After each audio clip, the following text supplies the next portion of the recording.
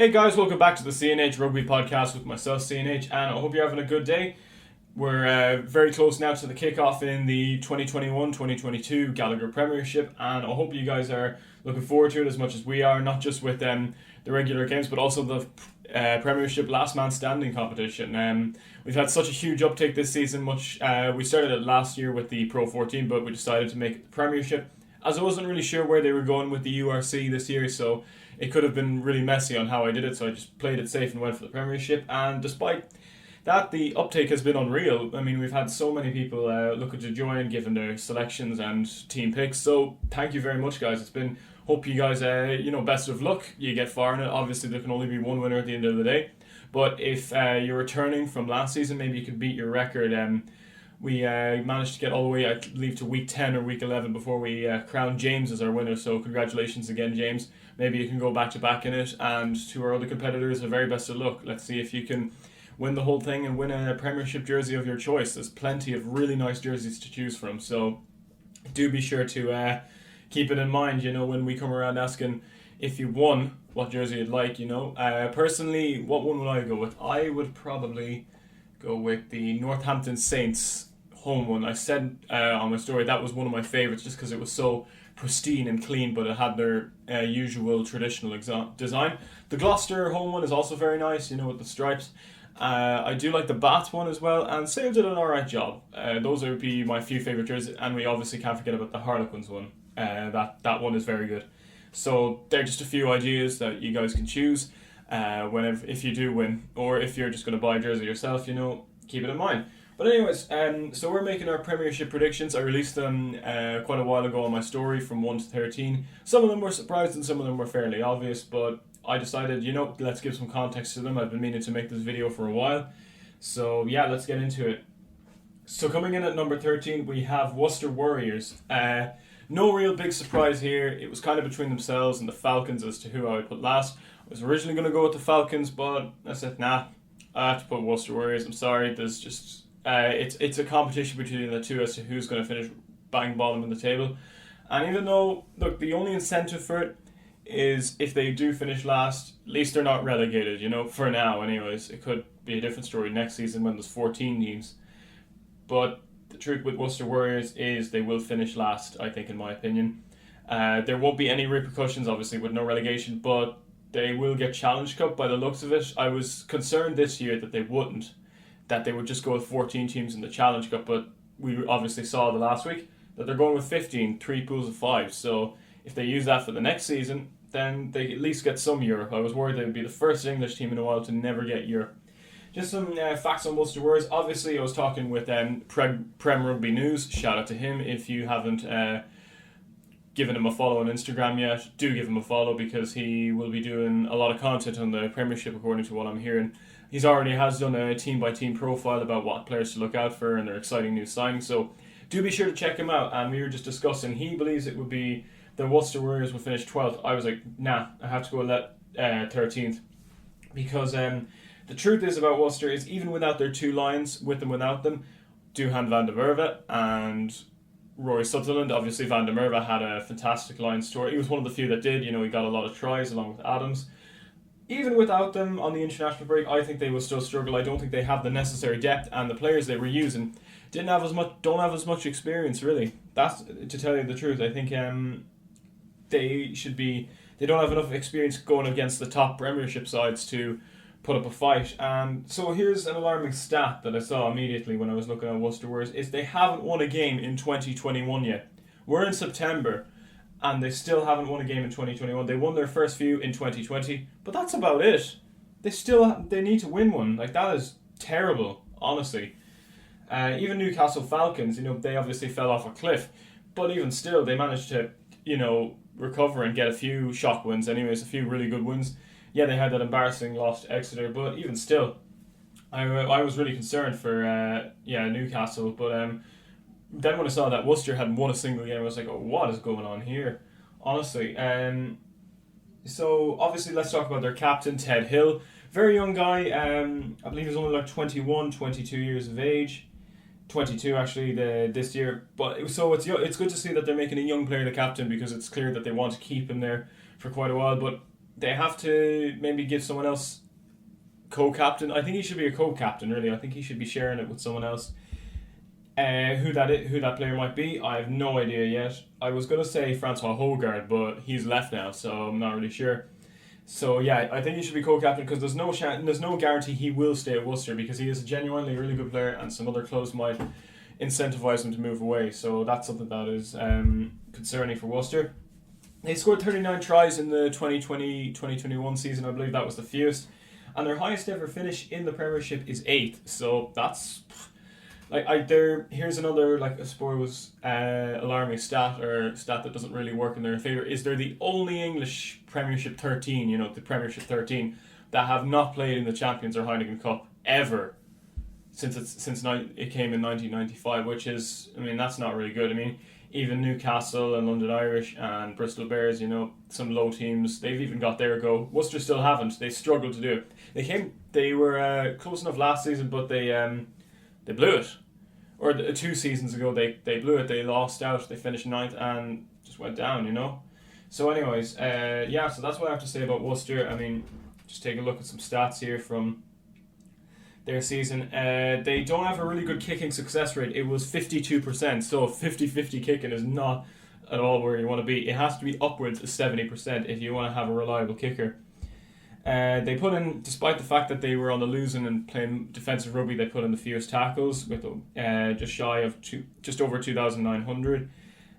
So yeah, that's the truth about Worcester. I think they're going to finish 13th. Could finish 12th.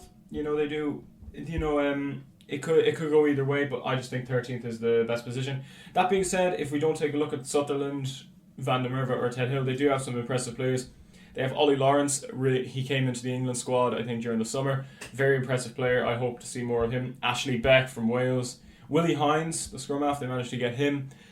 So yeah, there's scope for potential in this Worcester side, but I just don't see it for now. I just don't think, compared to other teams, that they will struggle. But anyways, that's all I have to say about Worcester. So Worcester at 13th. Now we move up to 12th, and as I've briefly hinted earlier, Newcastle Falcons. So the truth about Newcastle Falcons, obviously, when they came back to the Premiership last season, made an impressive start. They managed to rise as high as 3rd, I believe. Don't think it was 2nd, 3rd. I was like, okay, they were waiting to get back into the Premiership. This is the long-awaited return of the Newcastle of the North, and they kind of just fell off a cliff. They went on such a high with several wins, and then they just fell off. It was actually painful to watch. A nosedive scenario, as I call it. It's like a marathon sprint, where you burst out at the start, and you use up all your energy, and then you slow down, and then one by one everyone starts taking you out until you're at the very bottom. Except Newcastle didn't finish bottom. They were only lucky that Worcester were just that much worse. So. They have young talent coming through the Newcastle Falcons side. Their captain, however, Mark Wilson, I am concerned for him. I thought it looked really good when he came into the English setup as Newcastle's only player. I said, yeah, that's really good to see, that England Rugby aren't completely ignoring Newcastle, because not just from a talent perspective, but I thought it was like Australia and the Western Forest. They might be so far away from where they usually play the games, because Newcastle are so far north compared to where Twickenham is and where English rugby are, call it home, like Australia with Canberra or Sydney, like Western Force and Perth is really out to the west, and they might just completely ignore them when they're selecting the team. But they got Mark Wilson, but the problem with him is that he is experienced but very ill-disciplined. He's gotten so many cards, so many yellows. I think he got 1 or 2 reds during the season, and that's not good. Lead by example is what I say. Michael Hooper leads by example. Mark Wilson, however, getting cards, that's not a good message to send to your team. And I could seriously consider now at this point maybe making someone else captain. I know he has experience at Newcastle, he's a veteran of the club. But if he's going to continue like that, I don't think he should be captain. One player that did impress me, the exciting young player coming through, is Adam Radwan. He got 7 tries throughout the season. Pretty impressive, including a really good one, I believe, against, Northampton at the Kingston Park. Very good player.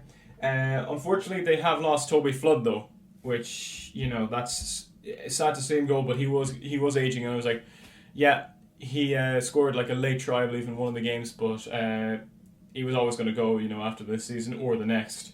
There was only so much he had left. They did get Mike Brown from the Harlequins, so that's good to see, former England player, and maybe not making the squad anymore, but also I do remember him being a bit of a thug on the field, which combined with Mark Wilson could make them the most ill-disciplined team in the Premiership. That is something Newcastle are going to have to, that's really concerning.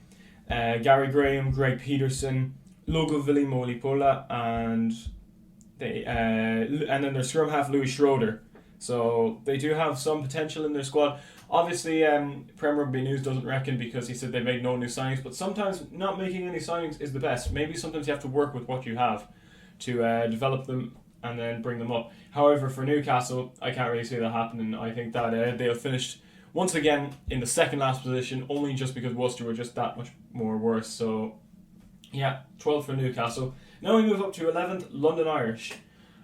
Even though I am Irish myself, I think London Irish at 11th is a fair prediction. So they finished with 6 losses on the trot, which is during the season, the 2020-21 season. That's not a very good note to leave on. However, they did lose also their captain, Blair Cohen, but the leadership was kind of shared between himself and Jackson and others. So that's I like that. I like when they don't officially nail down one captain. They decided to be unique and share it among 3 or 4 other players. So if Blair Cowan was gone, there'd be other players who have held the captain bandit before. So that's good to see. They do have one of the most exciting academies brewing. A lot of young players coming through from London Irish, and obviously they're moving into the new stadium, which is the Brentford Community Stadium. Well, they have been there before, but maybe we'll see crowds back and behind them, which will be interesting to see. If switching from there to the Majetski Stadium in Reading was the best move, and whether they get bigger crowds, because I know in Majetski, whichever you pronounce it, they were lacking crowds. Really, it was a way too big stadium, similar to the Ricoh Arena for Wasps, except Majetski was they could not even get to 50%. Getting to 50% would be a dream for them, whereas I think Wasps were able to do that sometimes. Whether it's London Irish moving into Brentford Community Stadium, I think there's a good bit of Irish that live in that area, so hopefully they can get behind the team and make a name for themselves. Obviously they have Paddy Jackson, very good kicker. I believe he got 177 kicks or something like that. He was the fourth highest point scorer in the Premiership last season. He's really impressive, obviously, with the Irish experience. And the fact that he is not playing for Ireland anymore, London Irish can use that to their advantage. I honestly do think so. They won't lose out in the test window is another thing for London Irish. They don't have as many internationals, but they still have really good players for the likes like Ben Loader and Curtis Rona, who managed to get 8 tries last season. Very good record to set in one of his first few seasons. So London Irish, I do think they won't finish bottom last. Themselves, Worcester, Gloucester and Newcastle are kind of the bouncer or yo-yo teams. They go in and out of the championship every once in a while before coming back up. However, I think London Irish will finish 11th. Obviously not enough to get a Champions Cup spot, way off the mark, but at least they're not finishing last, and I do think they could be a better team in a few years' time. I did mention that in my story. I do think with the new academy brewing, if they keep some of those players with contracts, if they incentivize them to get full-time contracts and stay with them, they will be a very good side in a few years' time, possibly even touching their ends at Champions Cup. They had it back in 2019-20 when that season resumed. I believe they were in the 7th or 8th spot, but they blew it. They fell off and they lost it. So that was a shame to see, but I kind of thought it would always happen. I just didn't think that at that time Kidney squad were very good. But what I like about London Irish as well is they have a good mixture of old and new in their squad. So like they have Augustin Creevy and Alan Dell, Rob Simmons and Paddy Jackson, who are aging players, combined with young players like Ben Loader and Nick Phipps,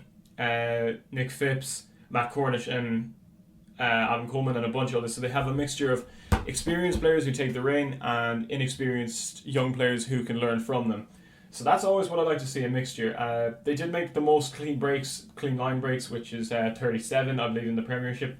That's a very good stat to have. That means that they can, their backs, I think, are their selling point with Curtis Rona. Ollie Hassel-Collins, one of the most exciting players I saw last season. He scored good few tries, and he was the one making the most clean breaks. A very fast player, very skillful player. Bernard Jans van Rensburg, even Ben White, their new scrum half. I really hope that we can see more from him. Nick Phipps obviously is incredible, but Ben White, I'd like to see more from him. He's an exciting new player himself, and Ollie Hassel-Collins would be my players to watch in that squad. So I'm going to stick with London Irish at 11th. Now, let's move into the top 10, and at 10 I have Gloucester. So, Gloucester. I'm not a big fan of Gloucester, if I'm being honest with you. Gloucester are, I think it was kind of rich of their fans at one Premiership game to start waving around notes, fake money at Saracens players when they're just as bad. Well, not just as bad, but they're also known to make some lucrative signings as well, rather than use their academy like London Irish. But they obviously have they have a really impressive backline alone. Let's just say this: we have Santiago Carreras, Argentinian international. On the wings, we have any number. We have Johnny May, Louis Rees-Zammit, and Ollie Thorley. And at centres, we have Billy Twelvetrees and Kevesaladze from Georgia, and Chris Harris, obviously coming off the back of quite a successful, well, not a successful Lions tour, but I think he got as much as he wanted out of it, really. He got a good few starts, maybe could have got a few more, especially when it came to the test series, but you know what, that's it. And Adam Hastings at fly half with Ben Meehan, their new scrum half. So they do have a really solid backline with plenty of experience. But the problem with that, though, is there's a lot of internationals, a lot of currently playing internationals in their squad, and that's where they could really lose out during the season. Their pack is also good. They got Matias Alemano, who's currently with Argentina. He was one of the few players that impressed me against New Zealand. I think he made quite a number of tackles. Well, everyone made a good few tackles in that game. I think everyone was nearly upwards of 20. But Alemano, I think, was one of the few solid players. I mean, he was able to ruck properly, but enough of that said. And they have Lewis Ludlow, experienced captain, along with Jake Pelledri in the back line. So they do have some players that, if I had a club, I'd like to sign the likes of Pelledri and I do respect them for giving Kevesaladze his first ever professional contract. That try, I'll never forget that try he got for Georgia against Ireland. It was just an incredible line break, He broke through, he dummied, and he managed to crash over the line right under the post. And it was just, even though it was against Ireland, it was really good. And I was like, yeah, someone has to sign him. And he even got a recommendation from Brian O'Driscoll. I mean, what more could you want? So Gloucester took that opportunity to just sign him before anyone else did. And I respect that, because there's huge potential in him. I don't know if he got as many starts as we'd like him in the last season, but he only got 5 starts, but I'd like to see him make a few more, especially since Georgia don't have as many international games as the Six Nations or Rugby, or I think they have a few in the Autumn Nation series, but we'll have to see if he can get a few more. I'd love to see if he got a few more. They do have Louis Rees-Zammit, obviously their most exciting player yet, one of the youngest prospects in World Rugby right now. Did well in the Lions tour, but unfortunately he didn't get a start in the 3 test series against South Africa, so he mainly just played the club games, but even still he did alright. And as I said, the problem with him and Hastings and Johnny May, and Carreras, you have the risk of running them down both in the game and from the international test window. So they might not have the necessary depth to cover it. I don't think so. We'll only have to wait and see. They might have to rely on a few short-term contracts, which is not ideal at all, really, because you can't develop that. The crowd back at Kingsholm, however, I do think it'll give them a bit of optimism in the squad, because they didn't have the best of seasons last season. I believe they're back playing in the Challenge Cup, which they could potentially contest for and win. Possibly. I suppose they have Saracens to worry about and that among other teams, but if they want to win a Challenge Cup, which they've done before, but want to win another much-needed trophy to give a moral booster, the Challenge Cup is there for the taking, really. I mean, there's only 15 teams in it this season, so that's good. Defensively, obviously, they had an impressive 280 tackles, which is, that's pretty good, And Lewis Ludlow, obviously, their captain, very solid captain, I have to say. The one thing, just like London Irish, though, they didn't finish the season on a good note at all. They lost 8 in a row. That's not good at all. I don't think that's acceptable for a team like Gloucester, especially with the talent they have. I do think if they finished 10th in my predictions, but I do think there is the potential to rise higher and get a Champions Cup spot if they get a good start, because a good start is half the battle, as they say. They got that last season, but obviously they dwindled over time, and I do think it was because they didn't have the necessary depth in their squad, because they were missing too many on the international break, from the Autumn Nations Cup to the Six Nations, there's just that's just it. Anyways, so that's what I have to say about Gloucester. 10th, I think it's a fair prediction, but unlike the rest of them, Irish, Falcons and Worcester Warriors, out of those 4 yo-yo teams, the regular 4 yo-yo teams, they're the ones I could see rising a bit higher than we'd expect. So possibly up to 7th or 8th if they play well, if they get a good start to the season. But I do think that's only if they don't focus on the Challenge Cup, if they just focus solely on the Premiership and try and maybe make a few signings before we start now for the season, or early enough in the season, just to and players that aren't internationals who are currently playing, maybe get some former internationals into the team. I'd love to see that. So anyways, 10th for Gloucester. We're going to move up to, so we're moving off the 10 to 13 bracket, as I call it, the sort of obvious ones. Now we're going to move into the mid-table between 5th and 9th. So coming in at number 9, we have Bath. So it's hard to decide between them all which ones I'd put at the very bottom at 9th, between the mid-table teams, but I just went with Bath. I think they've now suffered a huge loss with Rhys Priestland. He's gone now. In fact, they actually played Cardiff in a friendly over the weekend in which they lost 25-14, which Rhys Priestland actually managed to start for Cardiff. So it just shows that they're missing him. They've also lost Josh Manavesi. I think that's going to be two significant losses there on the trot for Bath. As well as that, they didn't really make, apart from Cipriani, who was probably their biggest signings, didn't make a whole lot of signings over the summer to improve their backline. Obviously, their pack is quite solid. I mean, they have Ben Obano, Tom Dunn, Falatau, Underhill. So they have a reasonably solid pack with a few English and Welsh starters in that sense. But in general, though, I've always got the feeling with Bath, they're a fairly average team. They just can't seem to impress at the big stage, I think, especially when it came to in the semi-finals or getting into the Challenge Cup. They seem to falter when it comes to when they get that far. So that's always going to be a struggle for them. They're in the much needed games, they'll always struggle, I think. But they do have also in the backline some players that impressed me last season, especially Rory McConaughey, Joe Cokanasiga, and the young Cameron Redpath, who plays for Scotland. So they have some very good players.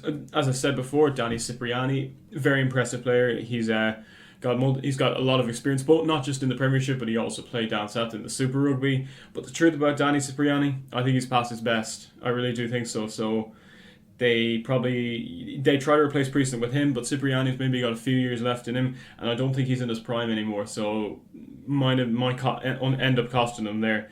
They are in serious need of a shake-up, I think, the Bath, their formula, because they haven't really changed the team a whole round, and I don't think what they're using now is working as such. They do have some good English players, but when they're gone, do they have the depth necessary to cover it? Who knows? But they're defensively not as great as some other teams might think. I think they were among the teams with the fewest tackles in the whole season, or the worst tackling percentage rate. I do think so. If you just take a look at their last games, they did lose quite a few before winning against Northampton in their final Premiership game, like losing to Harlequins, Sale, Bristol, Wasps. So they didn't end it on a good note. They lost them up the eventual champions Montpellier in the Challenge Cup I believe it was quarterfinal or round of 16, whichever it may be. I think it was the quarterfinal though. So. That's just what I mean, that they always kind of struggle in the much needed games, and even though some people would rate Bath a bit higher, possibly making another Premiership semi-final, I don't see that happening for quite a while anyways, unless Stuart Hooper improves things there soon. So I think 9th is a fair position for them. Now we're going to move on to 8th, where we have Northampton Saints. So this is just making it inside the Champions Cup spots, given if it stays at 24 teams with 8 for the Premiership. We have obviously Northampton have a good few Lions. They have a couple of Lions like Worcester, Dan Biggar, out half, who got plenty of game time in the Lions setup, and Courtney Laws, who actually really impressed me at the Lions. I was like, he's still playing for England, but he's also worthy of playing for the Lions, and he did not disappoint. He was quite an underdog, I think, in the whole squad, in the whole second row. Back row setup for the Lions. So that's, very impressive player, Courtney Laws. I really do think he's an asset to the team. They have one of the heaviest packs in the Premiership, very, very heavy pack, and then they obviously have a young captain, Lewis Ludlam. They're doing what Worcester doing. They're giving the captaincy band to young enough player, because Lewis Ludlam, I think, is only 24, 25. He's got a good bit of experience already as captain. I believe he has last season, possibly the season before. So that's good to see, and he's not in the English setup, I don't think, as of yet. Could possibly be, but that's obviously going to work to Northampton's advantage if he doesn't. The one thing I will say about Northampton is many of their Premiership wins were by 7 or less.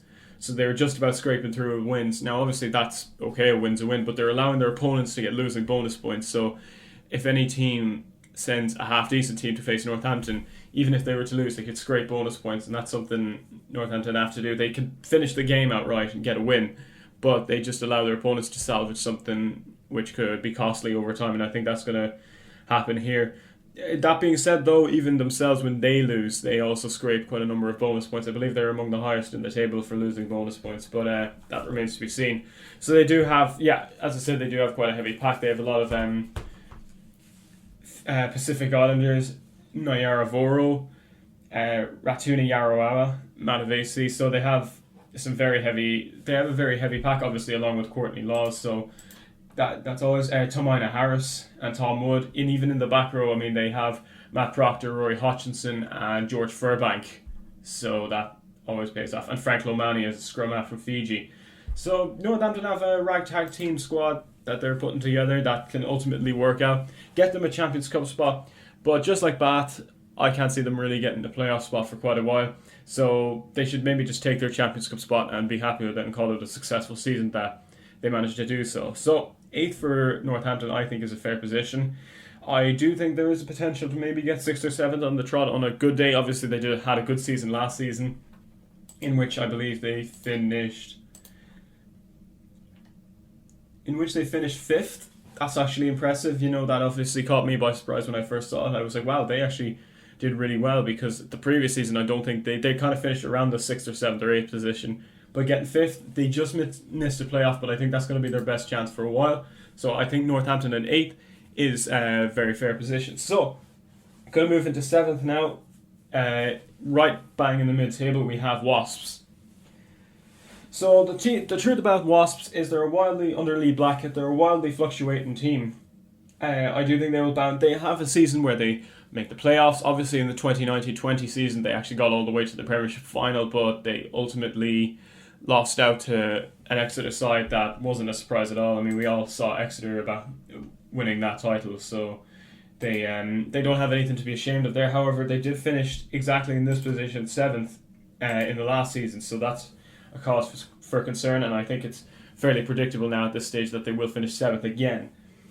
That being said, they could bounce back, but they won't bother contesting Europe at all. I don't think it would be worth their while. They didn't get a good draw, so they should just focus solely on the Premiership and not worry about Champions Cup at all. Maybe just wait till next season when they get a better draw, or maybe a draw where there may be a Tier 3 team. However, if they were to finish in 7th, no, they'll still be a Tier 4 and facing Tier 1 opposition, so that's not good. They'll be facing the likes of Leinster, Toulouse and Racing, so they're in an invidious position. There's been no drastic personnel change, but that's actually a good thing, I think, in Wasps' case. I know it wasn't in Bath, but a lot of people have pointed out, they haven't made as many signings, or they haven't really shaped up things a lot.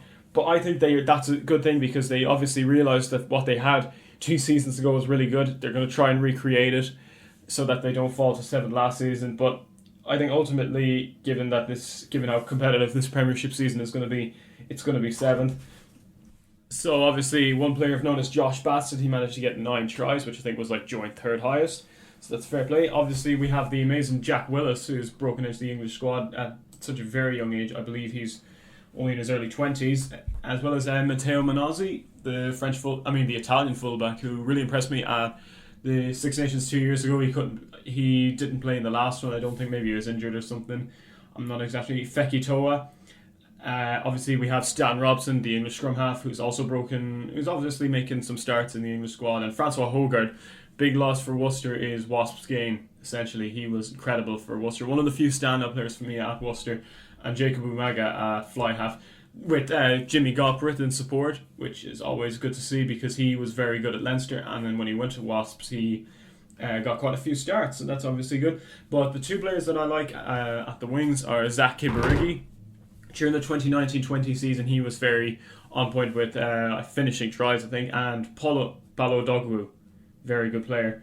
Even if you look at their setup in the pack, you have Joe Launchbury, who's the captain for the team, Brad Shields, obviously I said Willis, and Nizam Carr. alone, just to name a few, as well as Gabriel Ogre and Tom Cruise. So they do have a really nice team put together, Lee Blackett, and I do think that 7th is a fair position, and I do think there is the scope to maybe get 6th or even 5th, possibly even the playoffs once again in the next few seasons. So that's what I'm going to say. Wasps are 7th. They will learn from their mistakes last season, and they won't fall as low as we might think they do. So now we're going to move on to 6th, in which I have Sale Sharks. So yeah, Sale Sharks in 6th. So we're coming into the top 6, where we have the 4 who will make the playoffs. So everyone here makes Champions Cup, regardless of whether it's 6 or 8 teams, more or less. So we have the top 4 who will make the playoffs, as well as the 5th and 6th who have an outside chance of making it, just in case I'm wrong. So just know that. So now we're moving in. Yeah, we're moving into Sale Sharks in 6th. The thing about Sale is they're quite a hit and miss team. One season, what they'll do is go really high, the other will go really low, similar to Wasps. So, but this season I think is going to be one of their better seasons, which they finished 6th, which while mid-table, it's still got an outside chance of making the playoffs if a few other crucial games go right for them, and for my 5th and 4th if the other crucial games go wrong for them. So with Sale Sharks, what they have to their advantage is all the South African players that they have. I mean, they're coming off the back of a huge rest, and as well as a line series and a rugby championship. Obviously now we know in the rugby championship they lost to the Wallabies, but I still have every confidence that they could beat them the second time, possibly get a win over the All Blacks, and if they were to carry forward that momentum into the Premiership, Sale Sharks will be having a massive advantage. I mean, just the likes of the South Africans, I mean, you have Faf de Klerk, you have Du Plessis. Now they've lost a few of their key South African players, if we just take a look here. But they still have loads left. So obviously I said Faf de Klerk, they have Robert Dupree, Rowan Jans van Rensburg, Jean-Luc and Dan Dupree. So they still have quite a number of left. Lou de Jager as well, who's starting along with Eben Etzebeth in the second row most of the time. As well as that, they have a few English and other nationalities. I mean, they have Manu Tuilagi, Byron McGuigan, who made the top try scorers, was it? Or top tacklers? Not 100% sure. I believe it was... he made the top try scorers. He, along with Josh Bassett, got 9, so obviously that's a good accomplishment. As well as the incredible AJ McGinty, the Irish-American. I mean, he's born in Ireland, but he plays for the USA. Out half, he finished second in overall points scored with 188. That is massive, and that's something that they can use to their advantage, you know. As well as that, I'd like to see them, though, give Robert Dupree a few goals, especially if AJ is called out on international duty for the USA, as well as the young Kieran Wilkinson. So they have a few, players to use on that side. Even in their pack, they have Tommy Taylor. They got him over from Wasps. Akker van der Merwe, all the Dupree's brothers, as I mentioned earlier, as well as Tom Curry and his younger brother Ben. So, yeah. And as well as their captain, another South African, John Ross. I mean, basically, you could call them South Africa RFC in England. Or, maybe you can move them to London and call them London, South Africa. Who knows? But, the Manchester side, they might go for Europe, but something tells me that they won't. Which obviously, hopefully they don't if they want to make it further up the table. I'm going off the assumption that they won't, which will get them 6. But I think if they do, they could possibly do worse. But that's just me. They didn't make any big signings over the summer, but they're working with what they have. I mean, obviously, Tuilagi and McGuigan, Denny Solomama and Marlon Yard in their back row, in their backs alone is impressive enough. So I think they're slowly starting to improve. And obviously, as I said, the South African Galacticos, is what we call them in rugby, will add huge momentum if they come off the back of a relatively successful rugby championship. Doesn't mean that they have to win it, but come second, and that will be impressive. Obviously, they have a 92% line-out success rate. Obviously, Lou de Jager is the main line-out. He wins most of the line-outs for them there, as well as Kostuzin for them. So I think they had the best line-out success rate, which is obviously good to see. They do have a tendency, though, to underperform, though. I think for a team of their calibre, with many South Africans and a good few English players, they don't seem to bring home as many trophies. I mean, maybe that's because they haven't been focused on Europe for quite a while, because they either go to the Challenge Cup, where they just don't take it seriously, or the Champions, where they do, and they just get a terrible draw and go out. So that's kind of what I was getting at. But if in the last 10 years, all they have to their name is a Premiership Rugby Cup, which is it's like the Carabao Cup in rugby. It's basically like for B teams as such, but they won that with their A team because Faf de Klerk was playing as well as McGinty. So that's like the only piece of silverware they have to show for the last 10 years. I think they could be doing a lot better than that. So that's why I do think, obviously they made the Premiership playoffs once or twice. I think, didn't they make it last season, I believe? I'm not 100% sure. But that's just what I have to say anyways for it. Who knows whether they'll go for Europe or not, but I'm going to say no. And I think 6th is a fair position for them. Could finish slightly higher, which would it would kind of be a bit of a surprise to me, really. I don't think this is a season where they're going to make a playoff. So that's what I have for 6th. Now we're moving on to 5th. This one is a big risk, especially because of the amount of people saying, oh, Harlequins, they're an underrated side. They could go back to back. No, not really. I'm saying they'll finish 5th. So, yeah, they were outside champions. They finished 4th in the last season's Premiership. As I call it, they came in through the back door, like Saracens did one time they won it. They finished they just about made it to the playoffs, in which they defeated Bristol in the Exeter in the final. I believe it was Bristol then in the semi-final. Much everyone's dismay, because I thought this was going to be the season Bristol will finally take home their first Premiership. Nope, it was Harlequins. And fair play to them, because nobody saw that coming. Like, not many people. They would say Bristol or Exeter, but no, Harlequins. Fair play to you. I respect that. But this season, no. I think you'll just miss out on the playoffs entirely. So now you could obviously make it. That's what I have you in 5th for. The 4th, 5th, and 6th position. They're kind of the spots where I think out of those 3 teams, one of them will grab it. But it wouldn't surprise me if the other 2 did either. So they have an impressive squad. Obviously, Marcus Smith was number 1 for points scored with 286 points to his name. So he was well higher, way higher than AJ, because AJ had 188, whereas Marcus Smith nearly had 100 more. Number 2 for Danny Kerr got the second highest for tries scored, which was 12 tries. And then Alex Dombrand also made the table with 10. So they're huge. They're a very fast-paced team, scoring a lot of tries with their backs. So I do respect that, And then obviously, one player who does really impress me whenever I see him is Joe Marchant. He made 39 clean breaks in the line. So that is massive, I think, because that's what's leading to most of these tries. Is basically he would break through, because he's like some players, whether they're backs or forwards, they're just somewhat hard to bring down. Maybe it's just the awkward shape or the way they run or something about them that makes them a nuisance to bring down. So Joe Marchant was definitely one of them, in which he'd make a few clean breaks and he'd set up his mate Alex Dombrand for tries, or Danny Kerr, or whomever, essentially, So that's, like when you take a look at the overall stats of the season, you can see why this Harlequin squad was worthy winners. However, next season, I'm not so sure. I don't think they will. They could come through the back door again, like I said last time, maybe finish 1 position higher in 4th, but I don't think they will. I think back-to-back is a huge stretch, even by the average rugby fan standards. I don't think it's the type of thing Harlequins are going to do. One thing I will say about Marcus Smith, obviously, very, very good out-half, very young out-half, with a lot of experience already. I was really impressed, I was really happy to see him in the Lions team, honestly. A lot of people, like Sexton fans, had a dispute with it. They're like, oh, he's only made 2 or 3, a couple of English appearances. Why is he getting a Lions series all of a sudden? It's because he's a class player for the Harlequins. He 100% deserved the Lions cap, so fair play to him. But the problem now for Harlequins is that they're not going to see as much of him now, because he's got the attention of Eddie Jones, for sure. And that's going to be the deciding factor in this whole Premiership season. After Owen Farrell and forward, possibly, who will they bring into the kicking duties? Will it be Simmons, or will it be Smith? I'm under the assumption that Jones still doesn't look at Simmons anymore, and that he'll bring in Smith, and that's obviously going to be a big loss to Harlequins, a very big loss to Harlequins. So that's what I have to say about them. Another one of their forwards, Will Evans made 29 turnovers. Impressive stat. And they scored 703 points overall, which was more than any team, even Exeter, who got an impressive, got some very dominant victories. So, they did dominate the stats last season, and I kind of think it was a quite naive of us to not see that they were, because they were dominating the stats well before the season was over, and we should have picked up on that and said, yeah, Harlequins could actually kind of win this thing, really, if I'm being honest with you.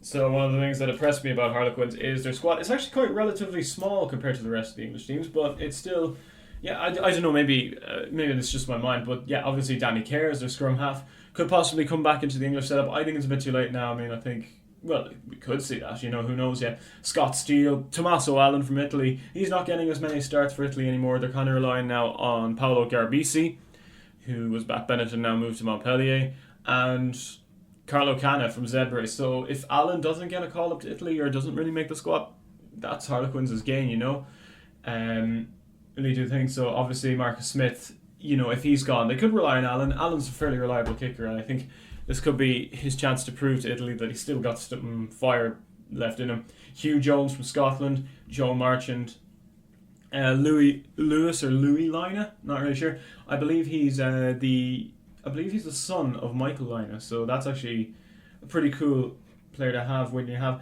And then even in the squad they have Stephen Lewis, who's the captain from South Africa, Will Collier, Joe Gray, Will Colo, Joe Marler, Dom Brandt, as I said, Will Evans, and their new signing from Tonga, Taulani. So they do have a fairly, they have a reasonable squad on their team. But I think fifth for Harlequins I think that's a fair position to put them. Let me know in the comments below if you agree, if you think Harlequins will make the playoffs, or do you think you agree with me and that they'll actually just miss out. So I think it's a fair, obviously halfway through the season, if Harlequins go on a winning streak, I do think that I will regret my prediction for Harlequins. And I'll make it a promise to the Harlequins fans that if they do make the playoffs again, I won't ever underestimate the Quins. So there you go. So now we're going to move into the top four, and these are the teams I think. Obviously, we have these two teams, Harlequins and Sale, that could make it. But these are my top four. I'm hoping that I get at least two of them right, possibly a third. I know I probably won't get all of them right, especially my fourth prediction could also just finish outside the playoffs and might not be as great. But these are they obviously make the playoffs, and then they're the teams who have a chance then of winning the Premiership, if you didn't know. So moving on to number 4, and this isn't easy for me because I like this team. They're my favourite English team, simply because of Pat Lam. But Bristol Bears is who I'm going to go for number 4.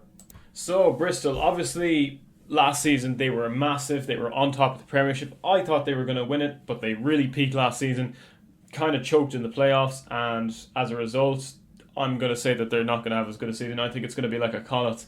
After they won the Pro 14, their 2016-17 season wasn't as good because they failed to make Champions Cup or Heineken Cup for the second time in a row.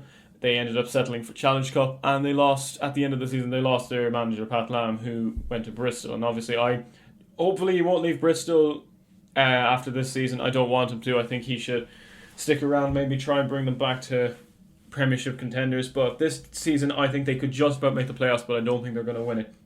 As I said, they peaked last season. They lost some of their, core squad, I think. Mainly being Stephen Cairns. Max Malin's gone back to Saracens. But they still have a good few of them left. I mean, Harry Randall, the scrum half for England, as well as two really good fly halves, Callum Sheedy and Johan Lloyd.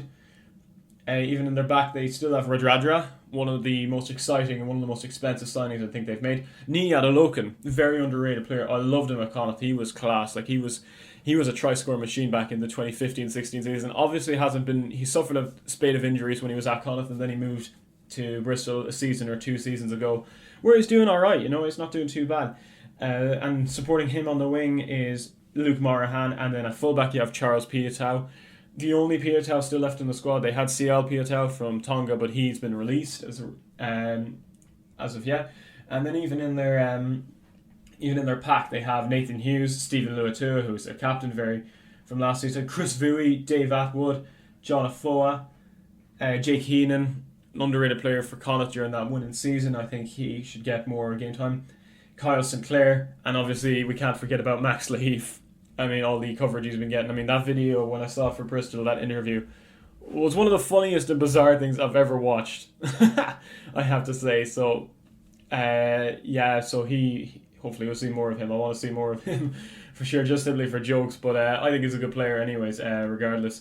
So, they've kept most of the squad together. Obviously, they lost a few. They even lost Stephen Cairns, who's gone back to Connacht.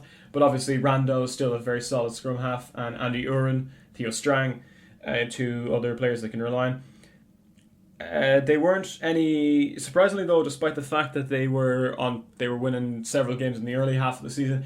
At the end of the season, they didn't hold many of the records, as I said. Harlequins did, and that's why Harlequin. It was mixture between Harlequins and Exeter as to who held the more records. I believe it was Harlequins though by one. So many of the know that, but they still obviously got a good few tries. Piatow and Morahan and all them. They got themselves up onto the score sheet quite a number of times. They're one of the fastest pace. They're one of the fastest teams, I think.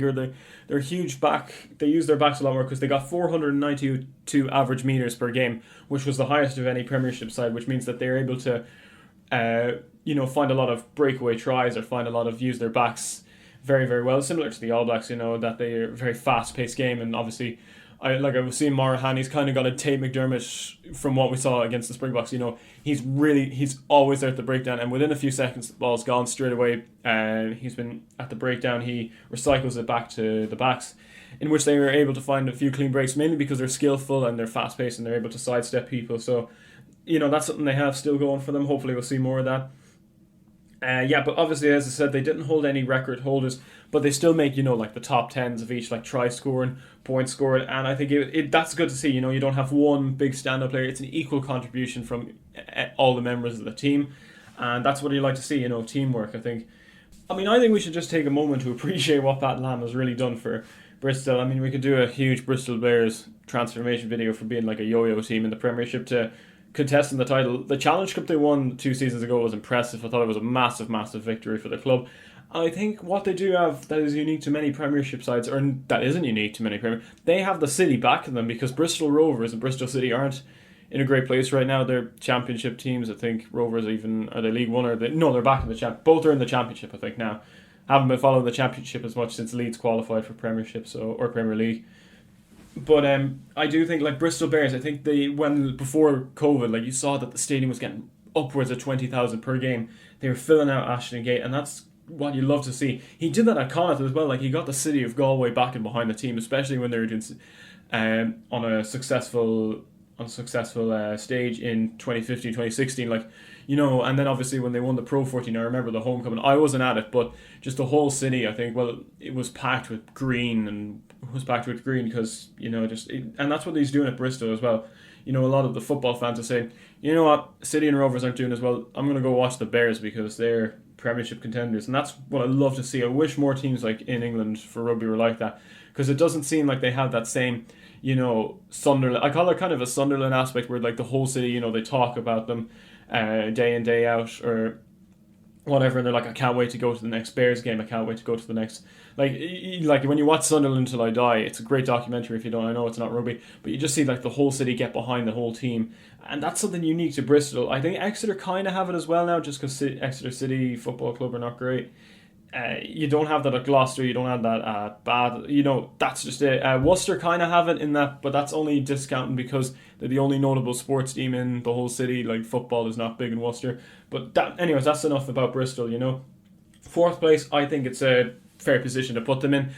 They're not going to have a spectacular season as last season, even though it kind of ended on a low ebb. But I do think if they keep the squad together, if Pat Lam's still interested in coaching Bristol and doesn't take any offers, they can still keep the fire going, and they're going to get their fans back in Ashton Gate. That's another thing, with COVID kind of lifting in England, almost lifted entirely, the restrictions. You will get the fans back, and they'll get behind the team, and that could drive them forward. It was working in 2019-20, obviously came to a stop because they were playing behind closed doors. So yeah, fourth place for Bristol. Now we're moving into the top 3, and at number 3, this is my bold prediction, similar to the Racing one from last season, from my top 14 one. I have Leicester Tigers. So yeah, Leicester Tigers for 3rd is definitely one of my more bolder predictions. I do think so. As similar to the Racing one in the top 14, this is one like that. If I get right, I look like a genius. All right, I can predict stuff. All the other positions, especially at the lower and top half of the table, or the top 2 or top 2 and bottom 4, they're fairly predictable. You're like, yeah, I can see where he's going with this. Whether it's Leicester, I think, you're probably thinking, wow, he has a lot of confidence in Leicester, and I really do. Leicester have made a huge comeback in the last 2 seasons. In 2019-20, they were nearly doomed for relegation. It was such a shock to see the multiple Premiership champions fall so low. The only reason they didn't get relegated, and if they did get relegated, that it would be the first time ever since the inception of the Premiership that they would get relegated, because they're one of 4 teams. I believe it's themselves, Gloucester, Bath, and Wasps. I believe those 4 teams are the ones that have never been relegated. So it would be an all-time low for Leicester to get relegated, as was the case. But only they were lucky that Saracens were found out to be cheating in that year. If it was a year later, wouldn't have mattered. They'd be in the Championship. So yeah, they came 11th. Then they made this. They made a comeback. They used their in the Challenge Cup. I was able to see glimpses of Leicester coming through and becoming a better team, especially against Connacht, my team Connacht. We got our asses handed to us by a very strong Leicester side, which included Zach Henry and Jasper Wiese and Thomas Lavanini in the Challenge Cup, and they were really unlucky not to win it last season. Montpellier, fair play to them, won a Challenge Cup, whereas Leicester got all the way to the final. I'm like, this is a massive improvement. You might not realise that, the Challenge Cup, it's a second-tier European competition, but this is a great step forward in the right direction for Leicester. The thing about Leicester is they did suffer a good few blows in the transfer window this summer. They lost Zach Henry and Johnny McPhillips, who, obviously Henry, you might know, McPhillips you might not. They're two out-halves that have been there for quite a while, so I thought they were really developing them. I'm going to keep them there long-term. Turns out that's not going to be the case. And they did also lose, I believe it was Thomas Lavanini, so yeah, they've lost one of their major Argentinian forwards. But they do have, honestly, I think we have an underdog, mixture of halfbacks. I mean, we have Richard Wigglesworth, Ben Youngs, Freddie Burns, and George Ford, and Dan Lancaster. So, you have any number of scrum half-out-half combinations for the games, and you can mix it up every now and then, give them all game time. They're all really good players, and the thing about it is, I think that George Ford, even with Freddie Burns, if he does get an England call-up, I'm not sure if he will. Obviously, Exeter and Leicester, Chiefs and Tigers, more like, are the 2 teams that will benefit the most from Marcus Smith getting called up to the England, because they'll have Farrell and they will have Smith, and they could bring either Ford or Simmons into it. More than likely Ford rather than Simmons. And I think, whichever one it is, the other team stands to gain from having the other player there, during the Six Nations and Autumn series. So, you have some really good halfback players. Even in the set, you have Dan Kelly, Matthias Moroni, currently playing in the Argentinian pack. Nemani Nadolo, still a really good player, obviously not as good as he used to be, especially when he was with the playing in Super Rugby. And then even they have, just like Sale, they're benefiting off many South Africans coming up. I mean, Jasper Wiese, Marco van Staden, they lost Francois van Wyk is also playing there, lost Lavanini, but they still got plenty of players to make up for. Tom Youngs, so yeah, both the Youngs brothers still there. Dan Cole, maybe not the primary England prop for now, but you have Ellis Skenge as the captain. And while Ellis Skenge is slightly ill-disciplined, you could have him given a few fouls. I think he takes cards, or he fouls with a purpose, rather than Wilson, who just fouls for no reason at all. For example, maybe making a try-saving tackle, he might not make it as clean as he possibly could, but he just has a way, Itoje and Farrell, he has that England mentality where maybe not looking for cards, but maybe he might just be getting on the other team's nerves by doing annoying stuff on the field. Maybe not penalty conceding things. Maybe he's very subtle about it, but that's the sort of thing we're getting at. Julian Montoya for Argentina as probably the starting hooker. I could not agree more that is probably the best hooker they can use right now, rather than Tom Youngs. He might not be doing he could work on his line-out throws for quite a bit of the Premiership season and bring it into the Argentina pack. Definitely some practice he needs to get.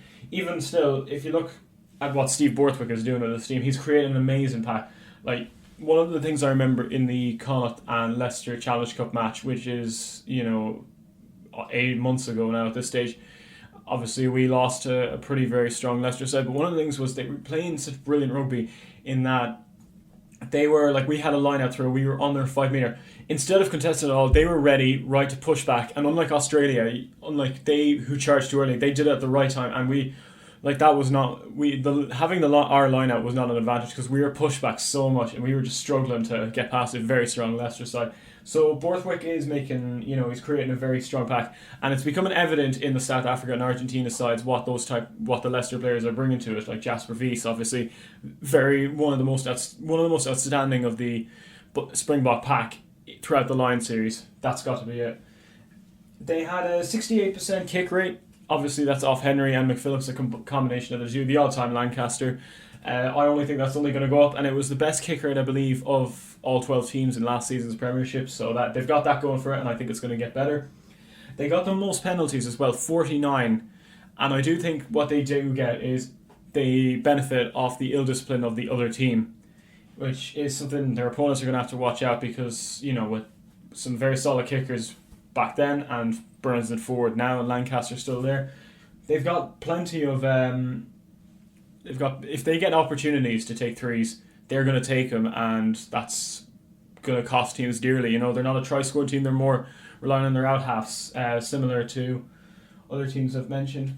And one of the things that I love about Leicester as well is they're really using the big promotions in their academy. Obviously, if you've watched the academy, I think it's called, on Rugby Pass, of Leicester Tigers, academy team, I think they have one of the best academies, not just in England, but possibly in all of Europe, and that's because they're invested so much in it. And obviously they were doing it at a time when the senior team were at a low, but the benefits of doing so, of taking in so many players in their academy, not just the quality of how they're doing it, but they're giving players loads of time, for the academy team. If they use them more in the Premiership Rugby Cup, the fruits of that are already starting to bear. This the academy players are already coming through, and it's already making a massive difference to the team, and so much so that they have to try and hold on to these players, because other English teams are going to want them. They're going to realise, wow, Leicester have developed one hell of a youth squad. So that's what I have to say. They have a very tight-packed defence, very solid. Not as many clean breaks, I believe, from their opponents against Leicester. So their defensive formation has gotten better, and it's one of the best I've seen from a club side in Europe. And that's what I'm going to say for them. I think third is a bit of a stretch, but I have every confidence they're going to do it. I do think this Leicester team are ones who are going to go right back to the top, and I think it's going to be for the next few seasons, if it pays off, between Saracens, Chiefs and Leicester as to who wins Premiership titles. Leicester obviously have the most, I believe it's 10 or something. They could be reaching another one in a couple of years' time. Maybe not this season. I don't think they're going to win a Premiership this season. But they got Champions Cup last year. Or this season. They're facing Connacht. I'm not really sure who the other team is. Claremont, maybe? I have to check that. But anyways, they could take a go at that Champions Cup. They love playing some European rugby, and they're backing it. So that, along with the Challenge Cup final runner-up position, were huge moral boosters for the team. And I think it's only going to go up from here. So Leicester Tigers third. I believe that's a fair prediction. Now we're going to move on to our top two, and these are the two that I personally think are going to make the final. So in at number 2, we have Saracens. So actually, I kind of made a mistake in my notes. I put Exeter Chiefs 2 and Saracens 1, but I actually got that wrong. It's Saracens 2 and Exeter Chiefs 1. So Exeter Chiefs are predicted to finish top and Saracens second. Let's start with the runners-up, Saracens. This is not necessarily the runners-up in the whole competition, especially not in the final, just the runners-up in the points table. So, with Saracens, obviously they got their championship off to a rocky start in early October whenever they suffered a defeat to Cornwall, Cornwall Pirates, which was embarrassing because apparently their front row, Saracens obviously are one of the most wealthy clubs, and their players are some of the most highest paid in the world. They lost to a team whose front row was partially paid by a local pub. But they came back, they got obviously huge dominant wins against Nottingham, Richmond and all that. And then they destroyed Ealing Trailfinders in the final. It was actually kind of sad to watch because Ealing have the, they have the potential to be the 14th team in the Premiership, and then they just see this and they're like, oh no, this was not. And then apparently so much so that one of their players actually went on Instagram to apologise for how bad the result was or how bad they think they played and said they'd try again. And the next game was somewhat more respectable, but Saracens still won. It was never in doubt that they were going to finish top and get promoted back to the Premiership, which, ultimately crushed the doubts that I had in the back of my mind that Saracens could eventually be locked out of the Premiership, which never happened, obviously. So, yeah, that's it. So they have players returning from sabbatical and the Lions Tour, so Owen Farrell, the Vunipola brothers, Maro Itoje, Jamie George, Saracens, the championship has never been so well represented in the Lions Tour, let's just say that. Unfortunately now for the Saracens side, I don't have a whole lot of stats with them because I'm taking stats from Premiership sites for the other 12 teams, but since Saracens weren't there last year, we have no idea. Just looking at their current squad, they made a number of transfers over the season. I mean, they got Ruben de Haas from the Cheetahs, who is also playing. He played quite well against Canada for the match in the USA. They're getting Joe Simpson from Gloucester on a short-term loan. Simpson, I think, is one of the most underrated English players in the Premiership right now. He had a really good season in 2019-2020. Himself and Louis Rozamet were nearly always making the scoring sheet. And Marco Reaconi from Benetton and Ethan Lewis from Cardiff. Yeah, they have a few. Now, obviously, they've lost a few. They have Tom Whiteley to Bristol Bears. Will Hooley's been released. He was there for quite a while. Callum Clark is retired. So, yeah, they've had someone in the transfer window. They've had some wins, they've had some losses. But, yeah, their team is just a joy to behold. Vincent Koch, the Vunipola brothers, Mako and Billy. Janko Venter, Ben Earl, Tim Swinson. They've also got Max Malins back from... Max Malins or Max Malins? I don't know. I'm just going to say Max. They got him back from Bristol. Along with... They still have Alex Good. I was still surprised to see he's still there. Elliot Daly, Alex Lozowski back from Montpellier, Duncan Taylor, Nick Tompkins, Alan Davis and Ruben Haas, their scrum halves, along with Owen Farrell, Manu Vunipola, a fly half. What more could you want? Like, this is unreal. And Ivan van Zyl from South Africa. So, like, they have fantastic squad, you know. I was worried that once they go into the championship, the likes of Cruz and all them are going to, you know, sign away. And some of them did, you know, to teams in England, to teams in Japan, and some of them obviously took sabbaticals to Japan and France and wherever, or other teams in the Premiership like Malins and Lozowski. But they've got their players back. They're ready to go now. Obviously, some of them would have had championship experience, and now they're going to have to get settled back to the Premiership. They'll have no trouble at all, I think. And I think that's the perception most people are getting. Yeah, despite playing low, not as good quality rugby, they're ready to get going. And not just in the Premiership, but I do think they'll be huge contenders now in the Challenge Cup. Possibly win it outright because, you know, whether they want to take it seriously or not, I think they're just so strong that they'll do well either way. Get to win the whole thing, probably have the best odds, the Challenge Cup. But as well as in the Premiership, apparently a lot of people are, you know, predicted them to go from 0 to hero to Premiership champions, and that's a very good possibility. Who knows, really? Well, I'm predicting them to finish second in the table. I think they'll just miss out on getting the first spot in the entire table. They had I think what they're doing, though, is even though Owen Farrell's the captain, they're kind of building Itoje to be a captain as well. So they're sharing the leadership a bit like London Irish. They have Toulouse-like depth in their squad, so even when they lose players to the England camp because they contribute a lot, you know, they still had enough to keep going. And they have Lions experience under their boots. So, I mean, what more could I say against Saracens? I don't have the stats, you know, to back it up. But, when it comes to Saracens, you know, we realise that it's no joke with them. They're going to be fantastic in the Premiership. And, you know, teams better watch out. So, now that we've talked about number 2, let's talk about who I'm saying will finish top of the table. Not necessarily the winners, as I said before, but just who will get the most match points to put themselves at the very top, is Exeter Chiefs. So they need to keep their England players together. Obviously, one of the most impressive things was Sam Simmons was top for try score, and he had 21, and they had Joe Simmons at third for all-time points scored in the last season, 184, with Sam not too far away. They had 8 consecutive wins on the trot coming up to the during the season. They were close to winning their second Premiership title in a row, but no doubt they lost 40-38 to the Harlequins in the final. Thankfully, I wanted to see someone apart from Exeter win it this season. Harlequins did just that. Preferably Bristol, but you know what? As long as Exeter didn't win it, I don't want to see them, you know, completely dominated, which they won't now. It's going to be Saracens, and I think in time Leicester are going to build themselves up to contest it as well. So it'll be like a 3-way battle with someone else, you know, joining the playoffs the odd time. This time I'm saying it's going to be Bristol to join those 3. So, yeah, 8 consecutive wins. They got 98 tries, which is more than any other team. And that just shows... I mean, like, if you look at their squad, they have the Simmons brothers. They have the most Irish-sounding non-Irish player, Tom O'Flaherty, who's always been impressive for me.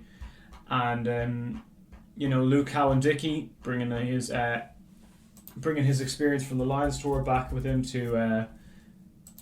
back to the Exeter Chiefs setup, and then just look. I'm not sure if they made as many transfers, but they have obviously Hepburn, Moon, Harry Williams, Johnny Gray, and Johnny Hill.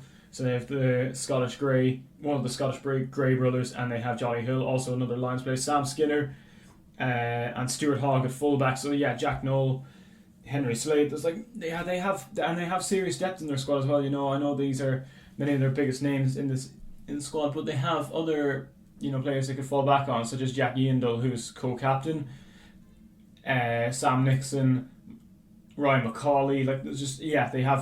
They have the David Ewers from Zimbabwe. They have and Jack Vermeulen. Speaking of Vermeulen, at the time I'm recording this, Dwayne Vermeulen has signed for Ulster. Huge shock there. We never saw that coming, and that's definitely going to be top of our latest rugby transfers today. But yeah, just in general, Exeter, if they keep the squad together, and obviously, as I said, if Marcus Smith gets picked for the England squad, then Joe Simmons stays, and Exeter can use him to their heart's content. Essentially, they will miss out obviously on Stuart Hogg and the rest of them in the English setup. It's the Simmons brothers. For some reason, Jones just refuses to pick.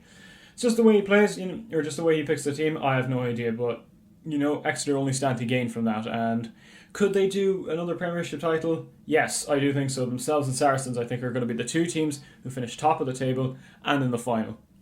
Whoever wins on the final day, we have no idea yet. That's going to be tricky to decide at this point in time. But anyways, so that's kind of it. Exeter number 1. They will set a number of records, I think, this season again. I mean, obviously, they themselves and Harlequins dominated the records last season, and I think this season's going to be just another time where a small club that used, when the Premiership was founded, as I said, back, like they said when they won their Champions Cup back in 2020, when it was founded, they were, in like the 6th or 4th division of English rugby, and now they're one of the best in England. Impressive story. So that's going to be it for my Premiership predictions, guys. Hope you guys enjoyed the video. I know this is another quite a long video, but the benefit is that I didn't talk as much because I had one team less compared to the top 14. And I decided, I'm going to summarise it as quickly as I can without being repetitive. If I came across that way, still repeating stuff, very sorry about that, but just wanted to emphasise my points. And I know my predictions are, coming quite close to the Premiership season. I was meant to release them earlier, as I said, but it was postponed for a bit because I had other stuff going on. But I hope you guys enjoyed it. Let me know in the comments, or let me know on Instagram in that post of my 1 to 13 table. If you agree with them, if you disagree with them, and if so, where would you rank the teams? Like, do you think Leicester will do as well, as I said? Do you think Harlequins could do back-to-back? I really want to know, so let me know in the comments below. And also let me know which players you think are going to be standouts in the season. I gave, obviously, on my story for the opinion of each team's CNH's player to watch. And not just a player who's young, but not a young player, but a player who has yet to catch the attention of many of the fans. So that's very interesting. So I finally got through this video. It was long enough, and yeah, just glad it's done. In terms of other video ideas, might just do news updates, might do a 1,000 follower milestone video, or just acknowledgements, updates as such, just give a big update on the CNH Sports channel. As well as that, I might do a video on the Rugby World Cup 2023 qualification. Still haven't fully explained it yet. I know my map is out there, but I just want to give context to that and give my predictions as to who's going to finish in what spot, and name the 20 teams I think are going to be in France in 2 years' time. So that's going to be it. Thank you so much for watching. Be sure to like and subscribe, hit the notification bell button so you never miss a video, comment down below, and as always, I'll see you guys later. Thanks.